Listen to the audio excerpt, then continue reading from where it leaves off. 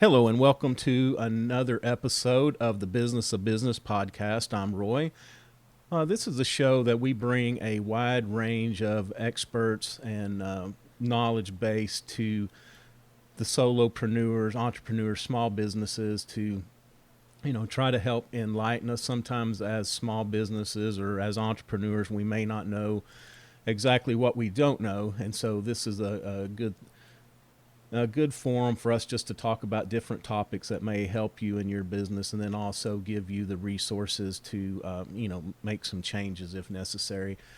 Today we're going to talk about sales, and that's something we don't talk near enough about, but it's a very dear subject to my heart. I enjoy talking about it a lot, and we're blessed to have Cooper Krauss with us. He is the global sales director with Full Scale. Cooper, welcome to the show. Thanks for taking time out of your day to be here.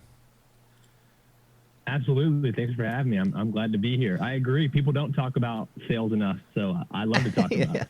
No, we talk about marketing. Everybody wants to, and not making light of that. We have to have marketing to get to sales. I get that, but it seemed like everybody's kind of piled in on that marketing space, and so that's awesome. But if we don't know how to handle the customer once we get them through the funnel to the sales portion, then it's all meaningless. So let's just kind of jump in with a little bit about what are you seeing today? I know there's been a huge environmental change for a lot of workplaces. Have you seen that it's had an impact or changed the way that you do sales? And if you don't mind, tell us a little bit, number one, about how you got here and Full Scale. Y'all have developers that you may embed in other companies. You can tell us a little bit about what that's all about as well. Yeah, absolutely. So I grew up just north of Kansas City, Missouri, in a town called St. Joe, about 70,000 people. And in 2014, I moved to Kansas City, and getting into sales was a little bit of an accident, and it turns out that I love it. So what happened was I was serving tables at a bar and grill in downtown Kansas City and was waiting on a group of about 12 people. And when I checked them out, one of the guys that I was waiting on walks up to me and says, "Hey, man, you kept that organized, no mistakes, like went well, good customer service. If you can do that, you can sell insurance." And I was like, absolutely, I'll get off the serving floor and go, sit behind a desk and try to build a career that way. So studied my insurance for property and casualty, auto home, studied that for a couple weeks, passed that, and then eventually was able to sell life and health as well. But worked for that agent underneath of Farmers for about 2 years. And it was one of those scenarios where, like, my second day, they dropped a stack of papers on my desk, and it was, here are some names, phone numbers, and addresses. Let's see what you can do. So then you just start, burning through as many phone calls as you can possibly make, and you're trying to gather quotes for people, and you have to get some pretty intimate information about a person to get them an accurate insurance quote. So that was a really good experience to cut my teeth. So I did that for about 2 years. And then I took a role with a company called Robert Half, which is a $5 billion publicly traded staffing firm. So my first role there was in their division called Office Team. So we were staffing HR, sales, customer service, data entry, really pretty lower level roles in terms of how a corporation is generally structured. So did that, and that was heavy sales and heavy recruiting. Did well in that division, so then I got a tap on the shoulder to their accounting and finance division, and continued to do well there. And then after about 2 years there, I took a role with a larger consulting firm, and was lucky enough to be hired there as the youngest director in that company's history. And so that was a practice where I was in charge of about a $4 million book of business across the Midwest, and that business there was to help large companies with merger and acquisition transactions and system integrations. So leading that space, and all of that is really, those are all areas that I just mentioned that I had absolutely no technical knowledge or expertise around. It was just the ability to dig in, know enough to be dangerous, and know when to kind of shut up and listen to your clients. So, and And then in March of this year, I joined Full Scale. So that's kind of the pattern of my career so far. It's about 6.5 years. And so joined Full Scale in March as their first sales hire. So that's where I'm at now. And as you mentioned, yeah, we've got a team of 200 developers that we embed into client teams to support their development projects. That's the overall and primary Full Scale business. But we also have, and I wear it every time I'm on another podcast, is our podcast is called Startup Hustle. And that's become it's been around for 3 years, about 500 episodes, and has become a top 25 entrepreneurship podcast. So 1.5 million lifetime downloads. So it's turned into a congratulations. That's awesome. Thank you. Now I can't take too much credit. I'm not a part of it. It's our CEO and our other co-founder who they bring on other CEOs and CTOs and entrepreneurs 5 times a week to talk about their experience, but it's gained a lot of attention. And so due to that, we're launching a web series about entrepreneurship called Startup Hustle TV in just a few weeks. So that's a little bit about how I got here and Full Scale. Okay. Yeah, we'll have to check that out, and I'll include that in the show notes too to, help out the entrepreneurs. We want to give them all kinds of tools, anything to help them out. So, yeah, I mean, those are shows where like the second episode is called Getting Funded Sucks. So like we really dig into the good, the bad, and the ugly of entrepreneurship for sure.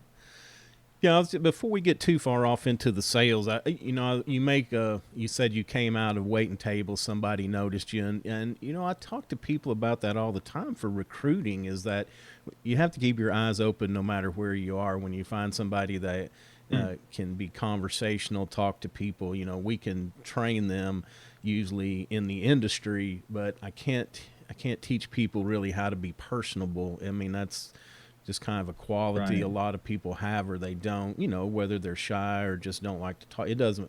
It's not that it's good or bad. It's just some people are cut out for that sales role and some aren't. So you always have to be, always be on the outlook for somebody that's, good and asking questions. I think too, also starting in that insurance, because that's what I talk a lot about is, we have to ask questions. I can't just call you and say, Cooper, I'm selling this product, or how many can I sign you up for? And maybe for lower dollar items we can get away with that, but when we're selling consulting services, high ticket items, I've got to try to solve a problem. Do you even need this? I mean, I got a great John Deere out here behind the barn I'd love to sell you, but you may not be in the market, or may not even could use a nice big old tractor. So asking those questions right up front and getting to know your prospect, that was a great start. Yeah, but there is kind of like always a tug of war, I think, with being in the sales role, because as you mentioned, you want to listen to the client and understand what their problems are, but at the same time, you also have this requirement to tell them exactly why you're calling and gain their attention quickly and respect their time. Right. And so there is that push and pull of I've got to get their attention immediately and be direct and honest. Like, hey, here's why I'm calling. Right. And then try to open the conversation. So it is a bit of a juggling act. Yeah. And we talked a little bit pre-show. One of your something that you talk a little bit about is the power of no. And so it kind of opens us up to, sometimes as salespeople, we're scared of no. Sometimes we're scared of yes just as much. So, I think what, part of this is that we want to get to yes, or we want to get to no as quickly as possible. Because even if I get to no, if you're not client, that gives me a chance to move on. Absolutely. And I think there's two sides to the power of no. Of course, the power of no, whenever, as you mentioned, we want to understand whether or not that client is interested in our product or service as soon as possible, because we're salespeople and we want to close deals ultimately. Right. And so that's important to get there quickly. But it's also important for us to say no to clients that don't make sense for us. Right. And that's something that I think a lot of people in the sales profession struggle with, because again, we're quota based. We're number driven, and anybody who wants to work with us, we want to say yes to. But I've got more than a couple stories of clients that I should have said no to, and ended up creating more work for me more work for our billing team, more work for the operations team, because we brought on a client that really wasn't that good of a client. So there's kind of a two sides to the power of no. Yeah, I mean, we have to be careful with that because, exactly like you said, sometimes we can try so hard, and this, not that I have this problem, but there's some people that are so good at sales that they can close just about anybody, and then they end up making a poor customer. They're unhappy. Your team spends more time messing around with them, so it can be a dilemma as well. Yeah, and I think it's a bit of a byproduct though. Well, at least with larger corporations that are like just large sales organizations, and they've got huge teams and huge teams of BDRs, and their quota is book this many meetings, close this many deals, so on and so forth. Right. They're so number driven and revenue driven that those reps will do just about anything to hit those numbers to satisfy their managers who were passed down those metrics from leadership that's not even attached to the sales process. Right. And so it's just kind of a weird trickle down scenario where those reps are just chasing those numbers and they're going to get them at any cost. Yeah. And that's not a good approach. Yeah. And I want to touch on goals here, and just one more thing about the power of no. I think too, the other thing is sometimes we think like your prospect says no, so we just hang up. But also sometime in between the no and the hanging up, it also gives us an opportunity to ask why, because maybe maybe they just purchased whatever we've got. Maybe they can't afford. I mean, there's a lot of reasons, but it also gives us that chance to open some dialogue to, maybe try to tell them how we can, maybe they don't know what we do or what it was all about, don't have a fundamental understanding. So anyway, I didn't want that, as much as we want to get to yes or no, just when somebody says no, it doesn't mean that we're done with the conversation necessarily. Now, I'm not a hound, and so when somebody says no, I may ask a couple follow-up questions, but I'm not one of those that sticks with them till they just slam the phone down. I want to be respectful, because just because you're not a customer of mine today doesn't mean that you won't be tomorrow. So that's another balancing act, is we have to, sometimes as salespeople, we have to push hard, but we have to push hard and still be respectful, where we can hang up the phone or we can end our meeting on friendly terms and give me another shot at you down the road. Yeah, there's always a delicate way to handle an objection or a straight up no. And I think that one way to do that is something that buyers smell is salesman or saleswoman being timid. And if you're being timid, then they're going to eat you alive on that phone call. Right. And so if somebody says no, one thing that disrupts the thought process of a lot of buyers is by agreeing with them. Yeah. Because they're not like, wait, what? Like, yeah, no, I assumed you'd say no. I'm reaching out about next year. I mean, whatever it is, just those little things where you're like, wait, you thought I was going to say no and you still called me? Okay. Yeah. Little things like that. Right. So you mentioned goals, and that's a good thing, is that, first off, I believe I've worked for companies before that really had some good metrics, but in the end, they turned out to be a stick that, they used to club employees with at a later date. So I think as we set goals, we have to be mindful of what is accomplishable and and the quality, because I will guarantee you I could line you up 12 phone calls for this afternoon. They are not going to be people who are going to need your services, but I can check that off my quota list. I got Cooper 12 calls this afternoon. So, it's a waste of time. And right. I saw this, I started out in that cold calling space as well. I work for a brokerage company. And so, when you're new, they give you the list and you sit down and make $150 a day. And we had one guy that he was making about $200 a day. He was knocking them out.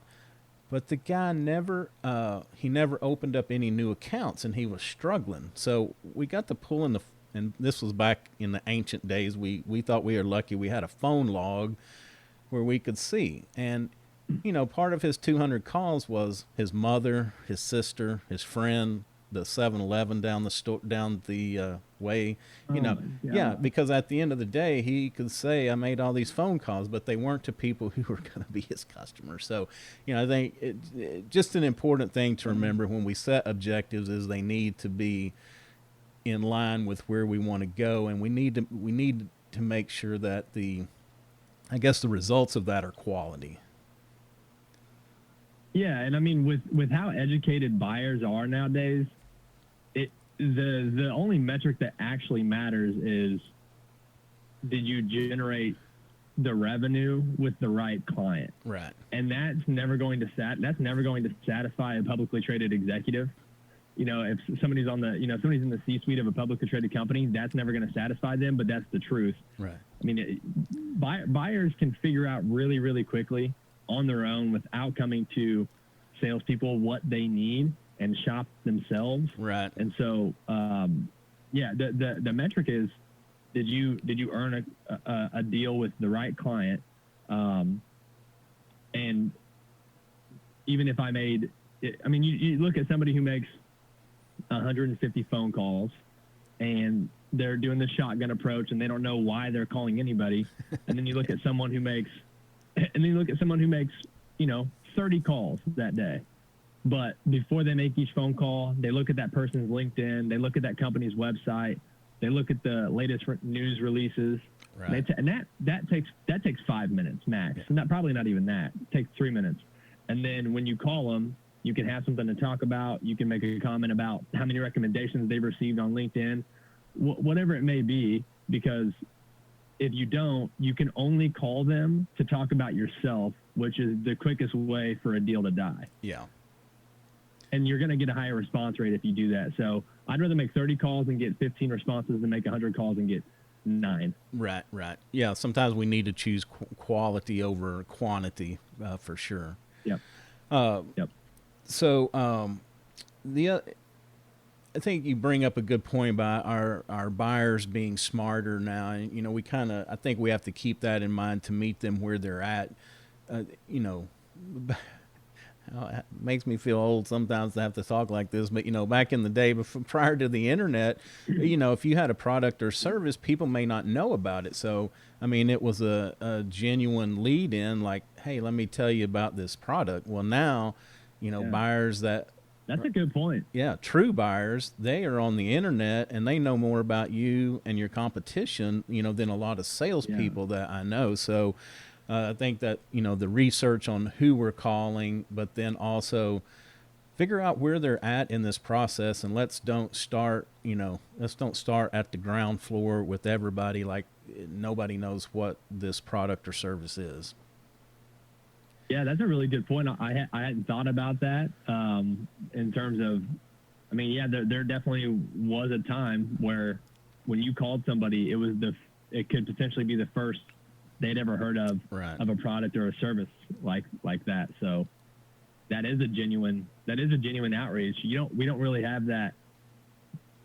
I would say that's probably the only luxury that modern salespeople don't have. Yeah. But just about everything else is dramatically enhanced in terms of our ability to go find prospects that make sense for us. Right, right. Yeah. The internet has been, it's a great tool. I know there's a lot of get us in trouble as well, but there's a lot of great tools out there if we just, know what to do and what to look for. It's and kind of kind of going in that vein. I guess we could talk about something that you mentioned, I saw, I guess on one of your sites was dysfunctional selling, and could you explain that a little bit? Yeah.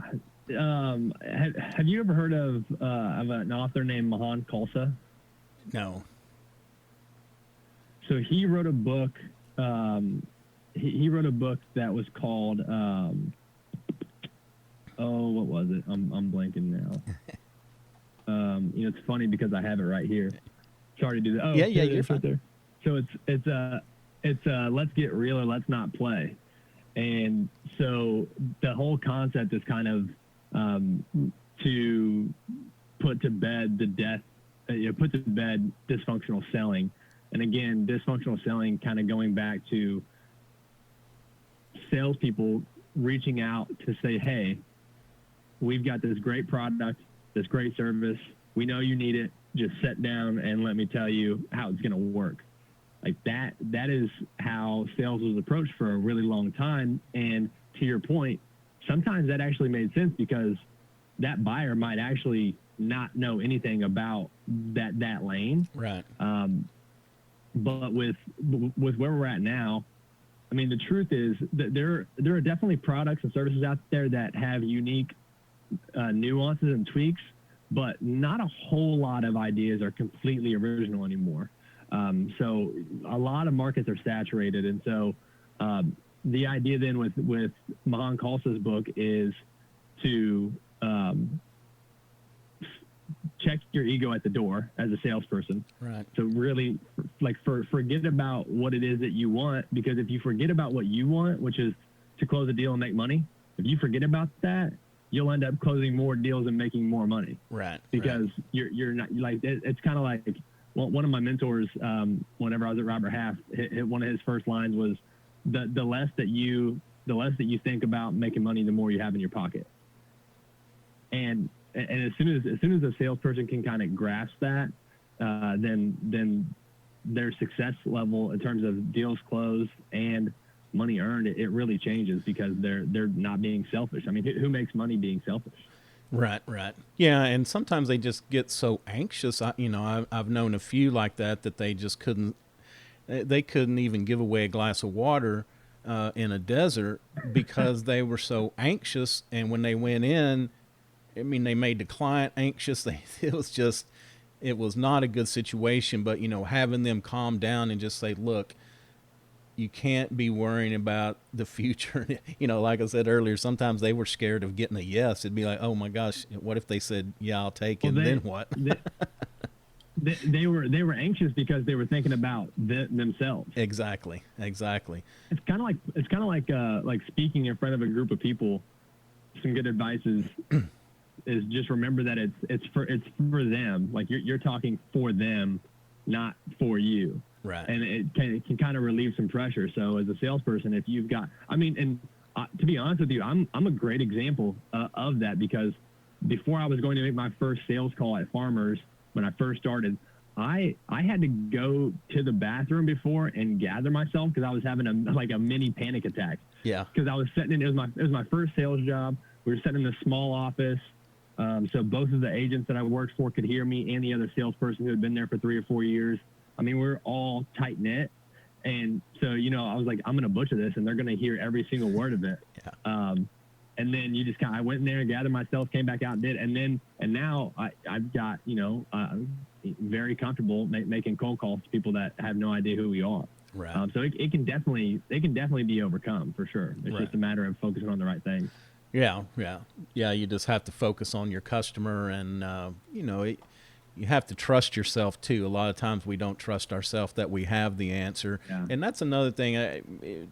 We sometimes as salespeople we feel like we have to have the answer for every possible question that comes, and as the customer, I have more respect for the guy that says, I don't know. I mean, but I can sure find out for you.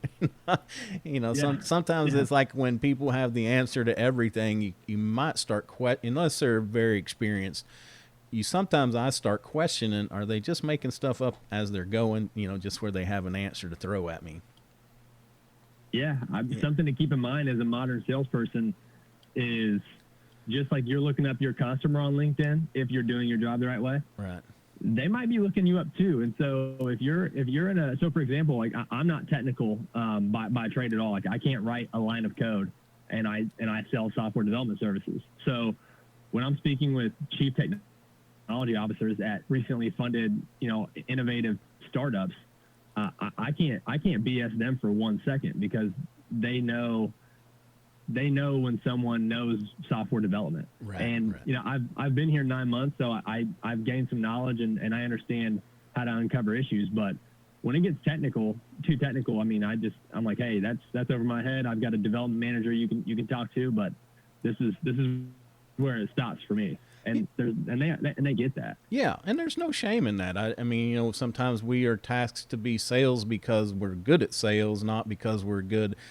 at code development. And I think that's something to think about in the hiring process when we look at, people's resumes. Just because they may be the very best at the job, that doesn't necessarily translate into that they will make a good manager or that they would make a good salesperson for the product Oh my itself. gosh.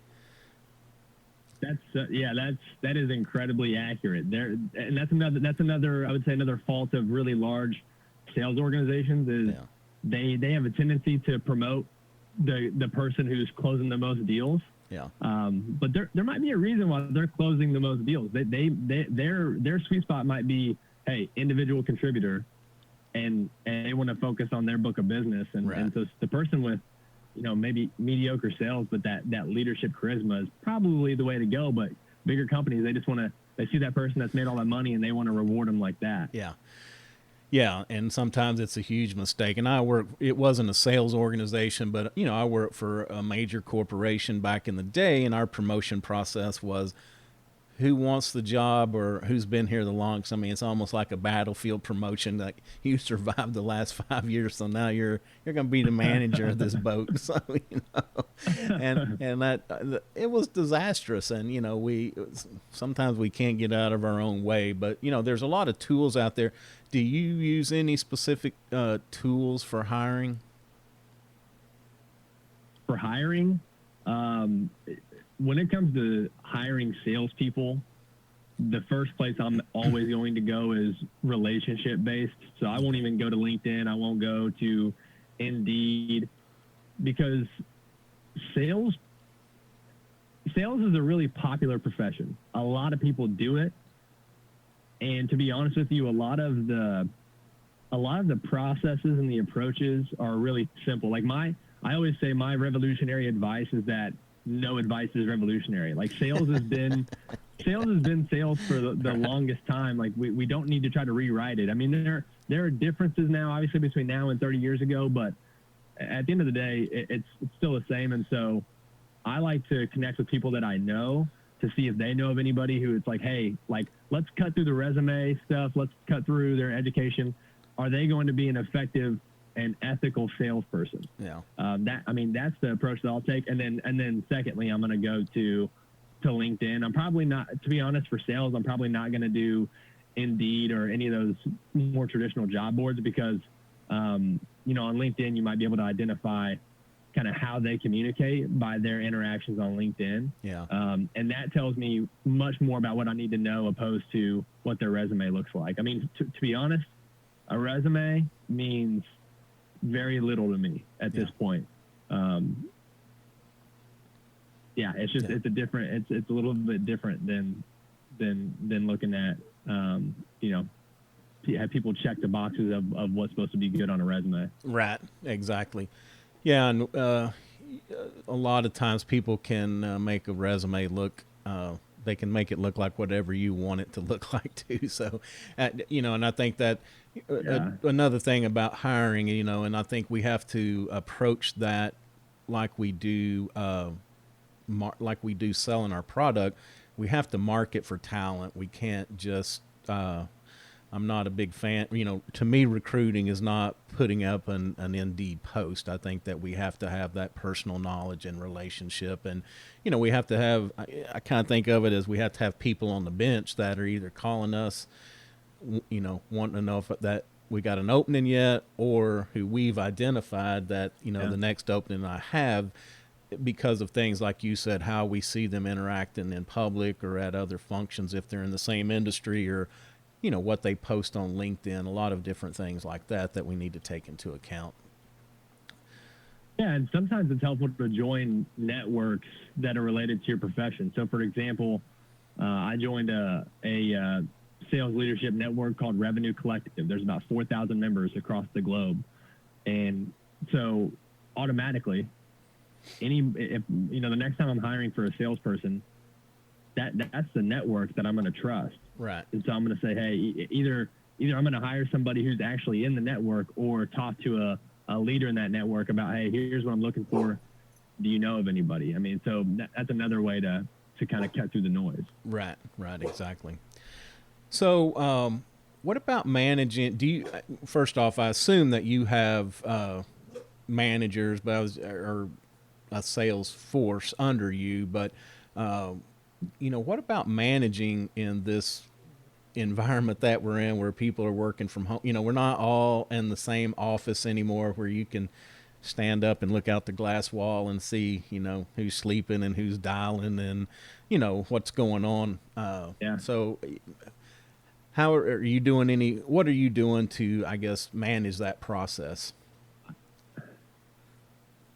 I think it's wonderful, honestly. I think it lets a lot of companies know that we don't need to be in the office for people to be productive. And regardless of whether you're in the office or you're working from home, the numbers tell us everything. So Right. again, not being cold call obsessed or setting appointments obsessed, but at the end of the month or quarter or whatever your quota looks like, if the numbers are there, I do not care where you work at. Right. I that's not, as long as you and I can maintain a relationship, via Zoom and constant communication over Slack, and then if we can safely get together every once in a while as a team or individual meetings, that's been the general approach. Yeah.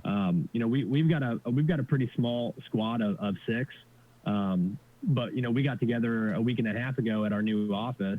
And we were able to, stay 6 feet and go through our 2021 go-to-market strategy.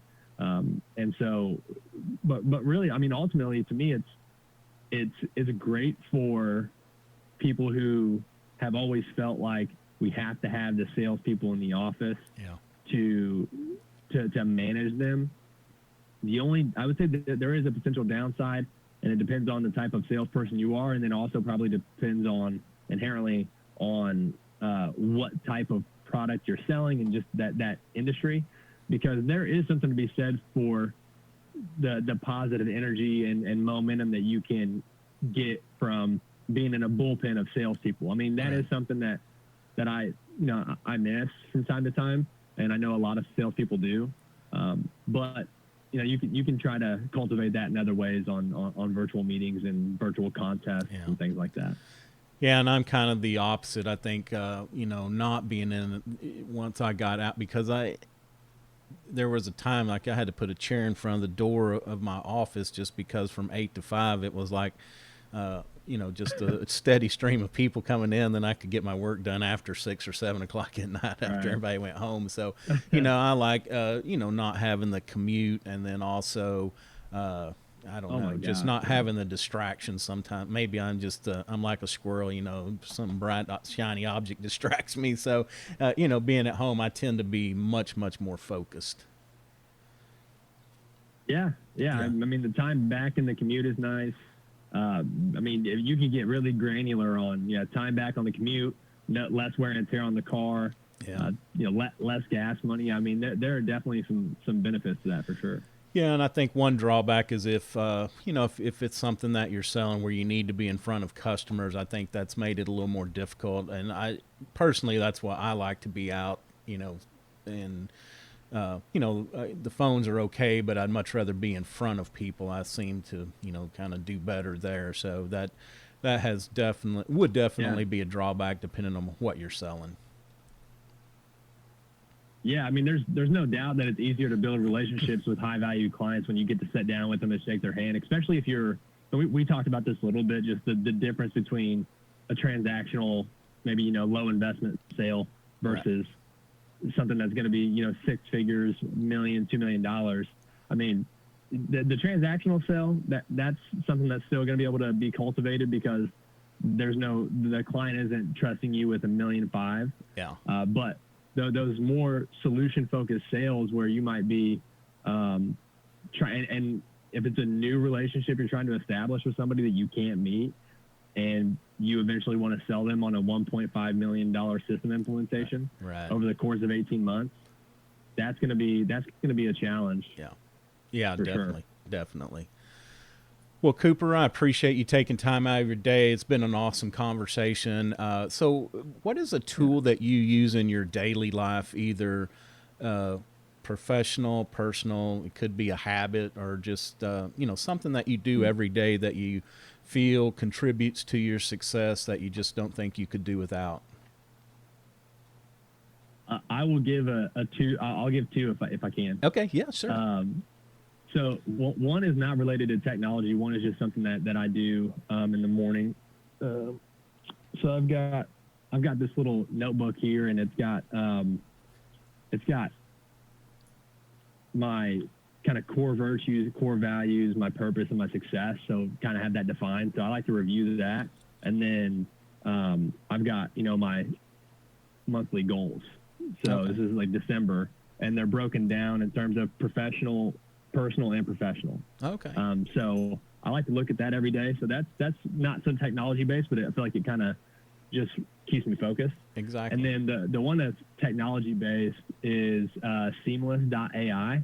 It's an artificial intelligence tool that can gather contact intelligence like nothing I've ever seen. So, and with a lot of accuracy. So, I mean, you can find out the phone number, as creepy as it may sound, the home, the work, the cell, Oh, wow. the email.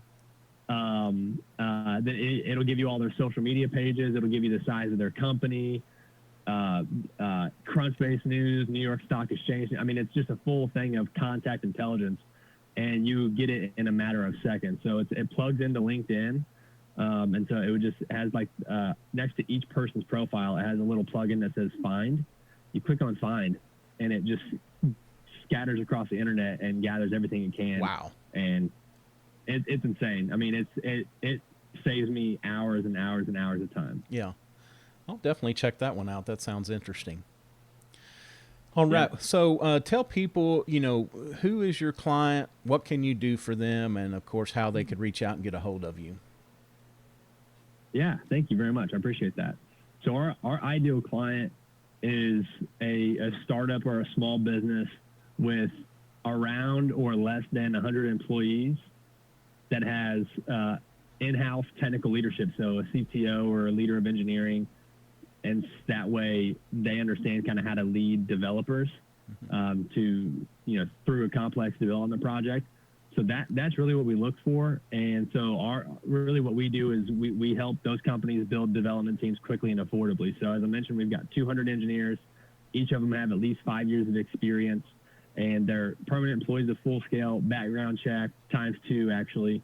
They get salary, PTO, benefits, insurance, all of that stuff. So we're not waiting on clients to say, hey, I need a developer, and then we can go try to find some people we don't know. Yeah. We've got people on the bench all the time. And we're ready to go, and they just come with a flat monthly fee and it's a full-time resource for a flat monthly fee. Okay. They sit in Cebu City, Philippines, so there's significant cost savings, but there's not really a difference in the quality of development if you look at that, versus a developer in the U.S. So Okay. that's the rundown on Full Scale. Okay. And how could they reach out and get a hold of you? They can come to our website. There, you can book a call with me directly on our website, or you can reach out to me, Cooper@fullscale.io. Okay. Awesome. Well, Cooper, thanks again. I appreciate it, and I appreciate everybody listening. This, again, has been another episode of the Business of Business podcast. You can find us at www.thebusinessofbusinesspodcast.com. Of course, we're on LinkedIn, Facebook, Instagram, and YouTube, and also all the major podcast platforms, iTunes, Google Play, Stitcher, Spotify. And if we're not on one that you use regularly, reach out, let me know, and I'll be glad to get it added for you. Until next time, take care of each other.